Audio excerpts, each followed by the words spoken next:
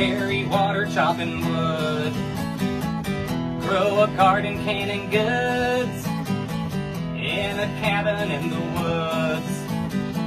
We're just a bit misunderstood. Appalachian Renaissance.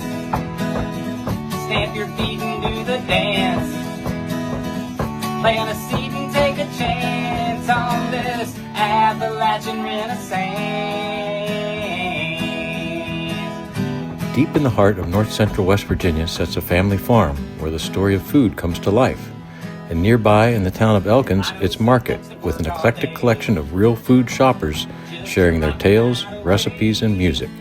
Hi, I'm your host, Hillbilly Graham, and this is Charm Life. Making art or making hay, Appalachian Renaissance. Stamp your feet and do the dance. That's Wish Awake and their new hit-worthy tune, Appalachian Renaissance. And like with every worthy era, folks gotta eat. In today's inaugural episode of Charm Life, we'll speak to Mike and Leah Kwasniewski and learn how and why they became farmers, and hear from some of their customers, both young and old. With real food on the table, regional rebirth is well underway. Where's our little Britney Spears mics? Britney Spears, Mike. Yeah, I'm not doing this. Thought I was getting a headset. We're sitting here in the Charm Life studio, high atop the building formerly known as Big Timber Brewing, with Mike and Leah Kwasniewski to learn about the early days of the Charm Farm. Mike and Leah, For them. Perfect. welcome to the show. Thanks for having us. Yeah. Let's start with you, Mike. When did you first think about becoming a farmer? I was never a fan of chores, taking care of... I like gathering eggs as a little boy. When I was 5, I sold eggs down the lane, $1 a dozen, and kept that up pretty much all through high school. I guess still today. They're not $1 a dozen anymore, Mike. No, not much else is. The price went up, the cuter he got. Yeah, but as a career, that was an epiphany in college, I guess. My folks bought the main farm that we have in 2009. That just coincided with me getting a little disenfranchised with an engineering degree. I don't want to sit at a desk, and I was reading a bunch of Wendell-Berry at the time. We had very different college lives. Mm-hmm. What was your college major, Leah? Business, fashion, political science, advertising, public relations, psychology. Wait a minute, all things in play here at the Charm Farm. I finished college in 2011 and worked at In Washington. Yeah, in Washington State, and worked at a couple dairies out west and a veggie farm, and made my way back here in the fall of 2011, and I guess that was when I started farming full-time, because I knew there was work to be done, and it'd take time to manifest that. Tell them why you really went.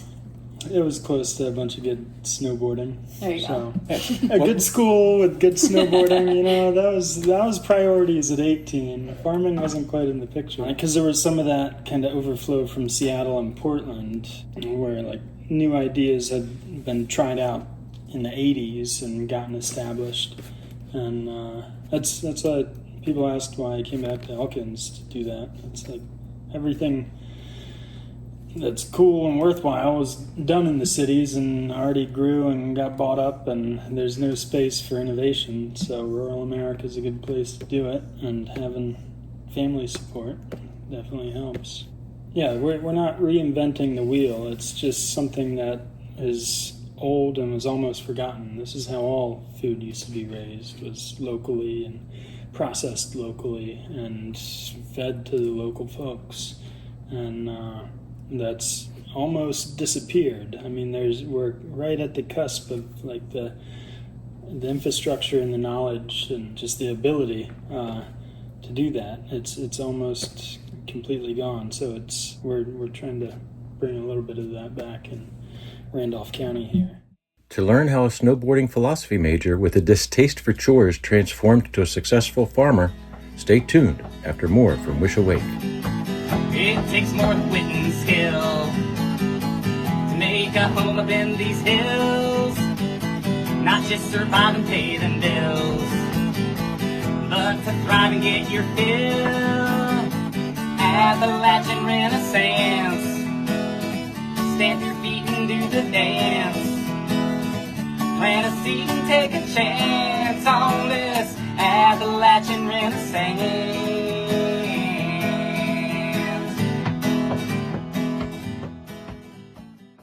Hillbilly Graham back with you here on Charm Life. In this segment, we'll learn a little about the role of parents on the Charm Farm. Leah, I sometimes half-jokingly refer to Stanley and Gilbert as feral farm boys. Do you find that characterization offensive? I do. I've been meaning to take that up with you. No, they are. They're the wildest little farm boys. Well, you have farm-raised produce, farm-raised Might beef. as well have farm-raised kids. It's good for them. Yeah. Good for them how? Well, probably not great for them. The 1.5-year-old was at the very highest rung of the fence today, hanging onto a tree branch because he and his brother were picking grapes, and the fence wasn't holding up the heavier one as well as it needed to. So Gilly had one leg fully inside the fence, dangling off the tree, trying to reach the grapes at the highest rung. Are you suggesting Gilbert was picking grapes? Gilbert was picking grapes. He was not eating them, but he was throwing them on the ground and smashing them. Leah, you run a farm camp. Tell us a little bit about farm camp. Well, no, it was a good time. All the kids had a fun time. It was such a great opportunity to bring kids out that don't get to experience what a farm is, to give them we gave those kids a real farm experience. They were out picking veggies, they were cleaning veggies, they were chasing the goats back in when the goats escaped. They fed all the chickens every day, they did all the turkey chores, they did it all. A camper named Opal stood out. She was a sweet angel. I love Opal. She can come back next year for free just for being so cute. She was, all the other kids, it was like our little mommy and me group and daddy and me. And all the other kids were so scared they would not touch these chickens. And Opal would just she was so cute and so blonde and so peppy and just stick her little hand under there and grab out the eggs. And all these boys were so scared they wouldn't go near these chickens. She was so cute. All right, Opal, get her name, number, and when you get your work permit, I'm not kissing her parents' butt, but her mom does live in Ocracoke, and I would love to go visit. Ocracoke. Right? That's why she's such a sweet kid. She's a little beach bum. Great baby. We'll be back with more of my recent sit-down with Mike and Leah Kwasniewski on this Season 1 episode of Charm Life. But first, one of the defining aspects of the Charm Farm Butcher and Market is the welcoming atmosphere for children. Let's face it, our little ones thrive when fed fresh and nutritious food, so it makes sense to include them at an early age. Precious floor space is reserved for toy display cases, stocked with produce, and a mini register to ring up the cart full at the end. In our From Below the Counter section, we hear how they feel about the market, starting with Ellis Hunt. Well, I think the atmosphere is really great, and I also, everything here always tastes delicious, and I'm always just happy to come home and have some great food to eat. And who's your friend here? This is Wyatt. Wyatt, say hi. What are you guys doing in Elkins today? We have our, tumbling class for, flippy, spinny stuff, essentially.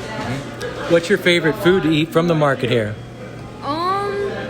I like the carrots. Yeah, I think the carrots are my favorite too, but I really like the canary melon.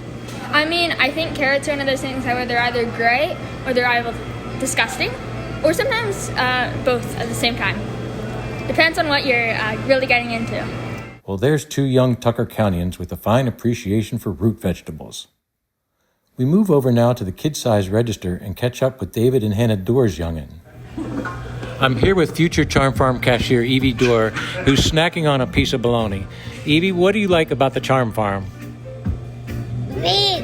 The answer, meat. I'm here with super shopper Judy Smith, who is jealous of a 4-year-old who's been quoted for the podcast, and she herself has been left out. Judy? It's just a story of my life. We'll hear more from our pediatric shoppers next time from Below the Counter. Can you talk about the role of your mom briefly? I know she helps out with the baking here at the market. Yeah, there's actually 3 owners to this operation. It's She is a majority. yeah, she is the majority. She is owner. the big boss. Yeah. Oh man, should I be talking to her about all these Yeah. eggs? Oh, Yeah. she'd have an opinion on all of it. That's for sure. Michael.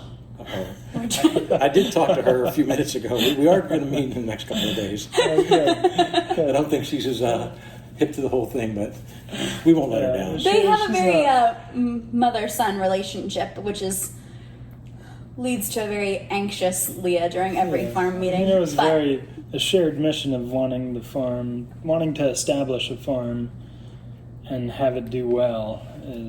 That's carried us through a lot of it.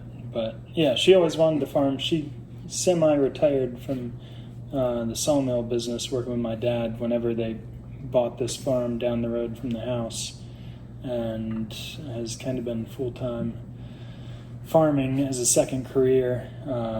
I mean, for 10 years, there is no way the farm would have been able to survive a single day without. Yeah. But now our daily goal is pretty much just to get Pam so that she can do what she wants to do on the farm, whether that is going and doing the bread stuff on Thursdays, or if that means she has some of her grandkids instead of doing a million chores that take up her entire day. Hey, I think she's earned the Knocks right. out the mowing. Exactly. Yeah, she's earned the right. Yeah. She's there. Yeah, 100%. So by the time you met Mike and everything, what did your folks have to say when you said, Mom, Dad, I'm in love with a farmer? My parents love to forget this, but my entire childhood, I grew up in the country. My entire childhood, I loved like a soccer player. I loved like a city boy. And my whole life, it was nothing but, why don't you marry us a nice farmer? Why don't you marry a nice farmer? Why don't you marry a nice farmer? And they 100% did not specify that they meant one of the guys that lived a quarter of a mile down the road from me, but An approved farmer. But they didn't say that, and that's their own fault. And I said, Mom, here you go. I got one. Yeah. And now they say, why did you marry a farmer? You guys work all the time. Leah had much more wanderlust, where she would hop on a plane and go to Ecuador for 6 weeks, or Cambodia and Thailand, and it's really, really stifled a little part of her soul. You don't have to bring up such Not doing much world traveling now with the farm and, the children? Not Okay. much. Yeah, you maybe thought a pilot might have been a better... I know. Might have been a better choice for you. What do your parents charge, Mike? What's a tax on a truckload of peaches It's from just Romney? me. It was part of my dowry. Okay. They didn't have any goats to offer him, but Didn't have any goats, but yeah. a bushel of peaches. But here's a bushel of peaches And delivered over. Yeah. She didn't marry a local farmer, but you're good for a bushel of peaches. Yeah. Very good. Not sure what Yenta Leah hired to match her love for world travel with 18 hours a day of hard labor on Georgetown Road, but hey, they've got a good thing going. I know some folks that went away. Others swear they always stay. The ones that come back always say, damn, this place, it hasn't changed. Appalachian Renaissance. Step your feet and do the dance. Plant a seed and take a chance on this Appalachian Renaissance.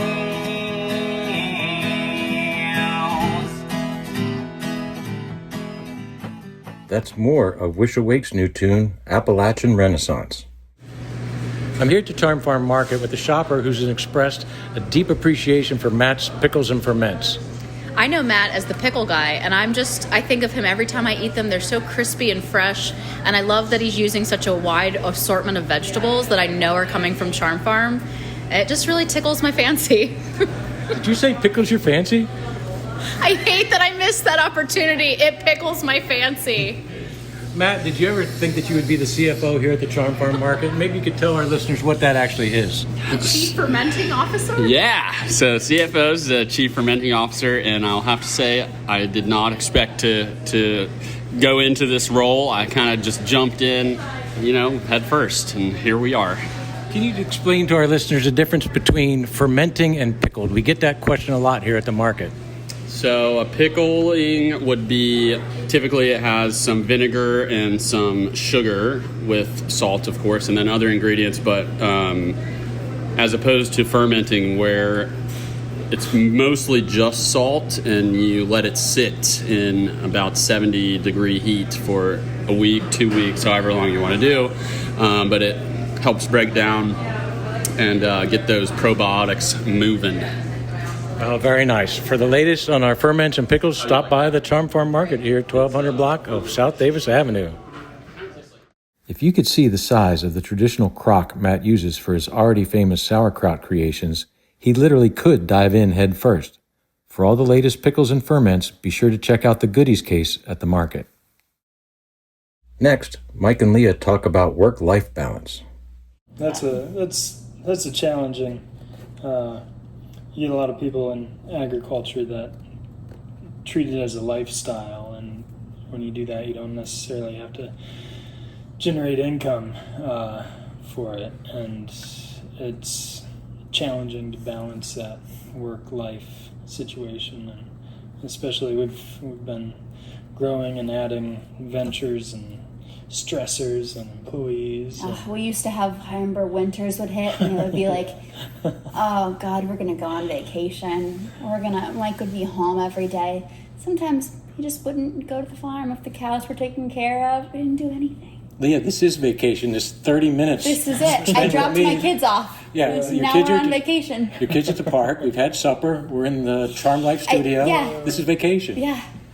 I have a doctor's appointment and I'm like, oh, vacation. Sweet. Yeah. If you're going to farm, you have to like at least aspects of it. You're never going to like every bit of it. You're never going to be happy when pigs are out and things aren't going perfectly with your plantings. But I think that's why you've always liked picking new ventures to add on, is that you got really interested in cutting meat and you really loved doing that. So you would be bored if you were just doing nothing but farming. Sounds like you found a farmer's wife who's bought into the lifestyle, Michael. Congratulations. What is Hook, it? line, and sinker.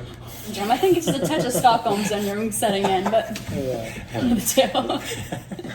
While Leah gets a chance to check on her captors at the playground, the market is suddenly overwhelmed with a familiar, yet also repugnant, smell. I was working my usual shift at the Charm Farm Market when I noticed a shopper with a playful tattoo. Hi, I'm Susie Gordon. Ramp is my spirit vegetable. And 30 years ago, I saw a stained glass ramp at the Ramp Festival, and I wanted it. And next year I went back, and it wasn't there. So for 30 years, I've been just waiting for a ramp. And it just so happened this last year, I got to go to the Augusta Festival, up to Augusta, and take the stained glass class.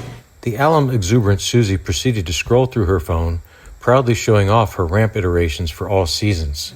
I'm bringing ramps for the entire year. You will have a reason to have a ramp, not just in the spring, but it'll be for the whole year. So we're going to have Christmas ramps and Forest Festival ramps, and I'm working on a stained glass series of ramps.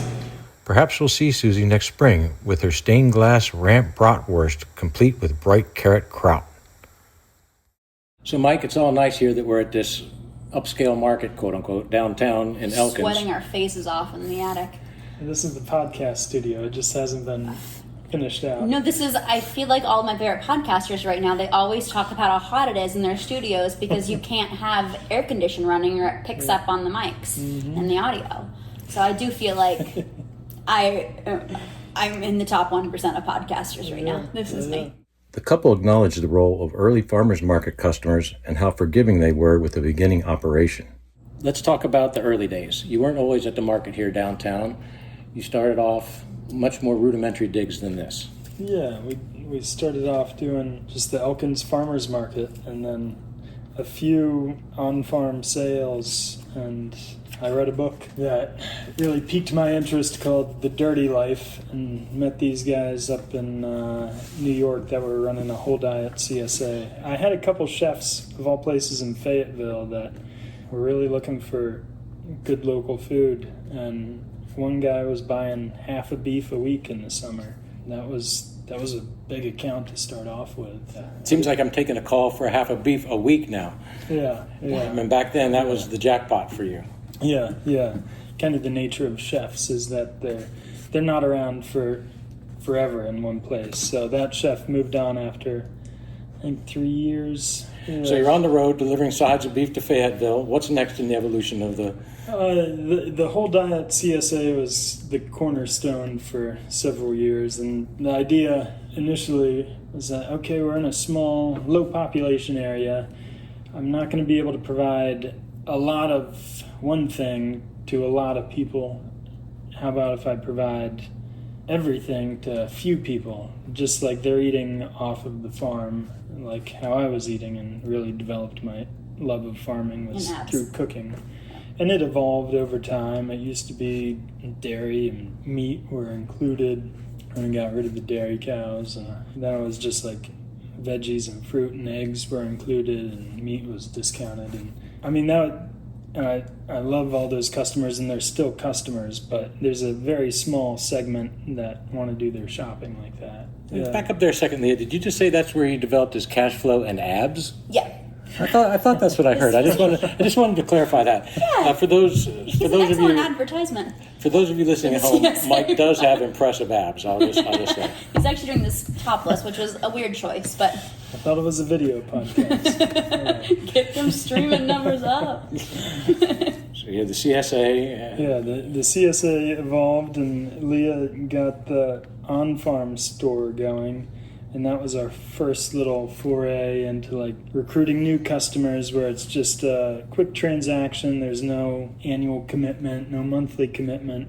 And Yes, I heard one of your infamous customers kvetching about no lettuce. It's the middle of August. Everything's bolted. I don't know where she thinks this lettuce is coming from, but try to get some lettuce in there, would you?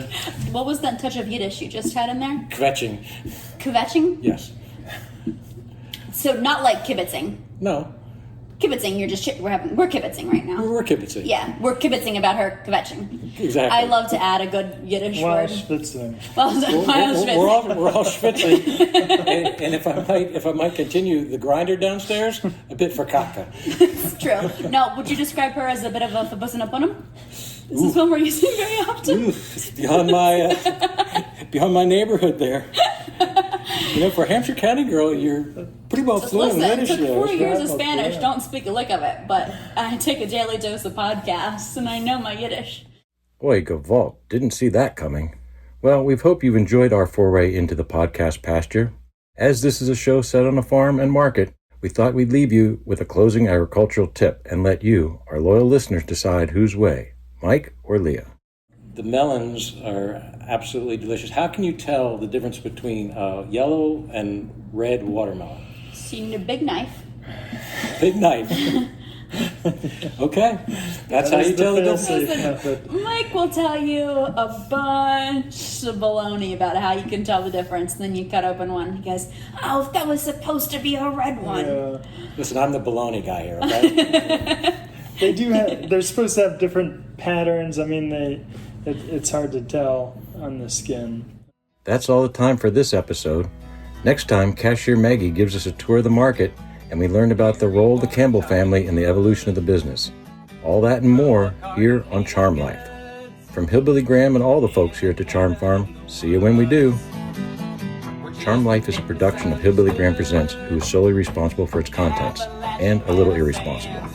There would be no contents without the dogged work of Harrison Salix Rosenblum, to whom his uncle is forever indebted. Plant a seed and take a chance on this Appalachian Renaissance.